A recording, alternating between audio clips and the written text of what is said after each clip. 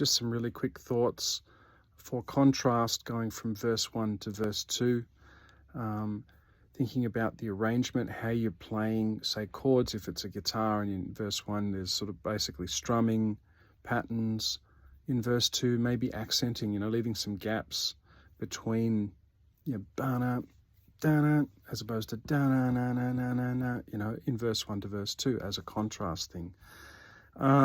You might change the melody. In verse 1, establish a clear melody. I think that's an important thing to do. And in verse 2, embellish on that. Don't just hit the same melody as verse 1. Even try doing more syllables. So kind of use the basic shape of verse 1, but with more interest. Shorter note choices, more syllables, that sort of thing.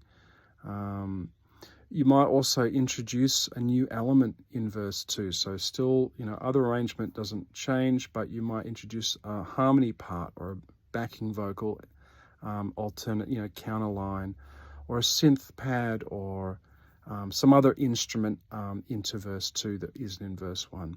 So just create some shape, difference from verse 1 to verse 2. Just some quick thoughts.